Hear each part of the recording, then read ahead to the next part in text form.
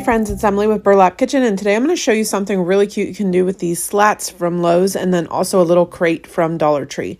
So I found these at Lowe's and they are, I believe they were near the shims. They came in a roll, and I'm going to cut a point on the top of each one to resemble a fence, and then I'm going to lay them all together, and then I'm going to cut another two more down so I can glue them together as one piece.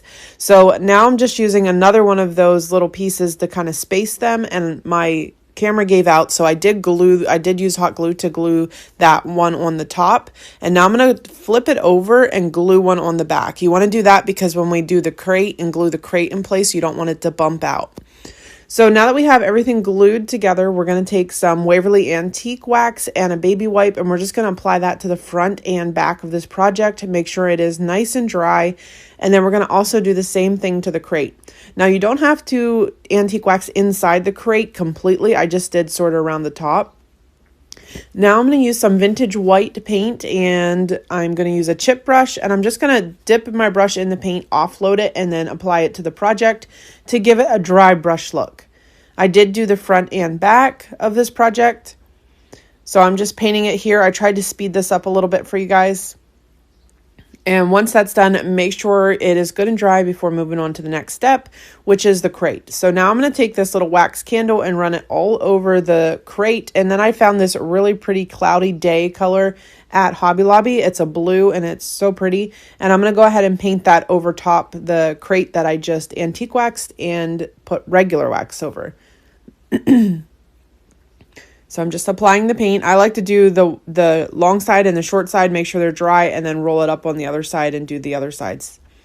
That way you don't like smudge your paint or anything like that. So I'm going to get this last side here painted, and again, make sure it is nice and dry before moving on. Now I'm going to take this little scraper tool and I'm going to scrape the paint off. That's why we put the wax on, the little wax candle that created a barrier. So it gives that like chippy wood look. So I'm just going to scrape this all off. And then I'm going to use some Tuscan Red, and I'm going to use a star from our star pack. If you're interested in the star pack, just comment crafty. If you're watching on Facebook, if you're watching on YouTube, I will leave the information in the comments. And I'm going to go ahead and use a little sponge and paint that, and then I'm going to scrape that off. Also, if you're interested in any of the tools, like the little scraper thing and the fairy lights I use at the end, if you comment favorites on Facebook, you'll get information sent to your inbox. Or again, if you're watching on YouTube, I will go ahead and link that in the comments. So now I'm going to go ahead and glue that star in place, and then I'm going to glue the crate in place. And then I took a little piece of floral foam, and I'm just going to cut that down to fit inside the crate. Once I get it to fit inside the crate, I'm going to go ahead and hot glue it so it stays in place. It does take a few times to trim it to get it just right. And then take your hot glue and just glue it in place. And you can see how cute this is turning out already. Next, I'm going to take some flowers and some Spanish moss. I got the flowers at Hobby Lobby. And I'm just going to glue the Spanish moss down, and then I'm going to start to add the flowers. I put 3 shorter of the green and white ones towards the front, and then 3 larger ones in the back. And then I put 2 red ones in the middle to fill the gap, and then 2 in the front. So you can see how pretty that's already turning out.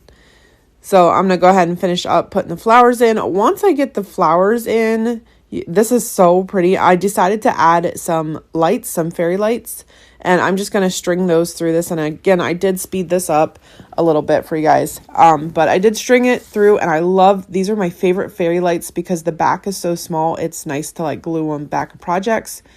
Again, if you're interested in this and watching on Facebook, comment favorites. And then if you're watching on YouTube, I will put all the information down below.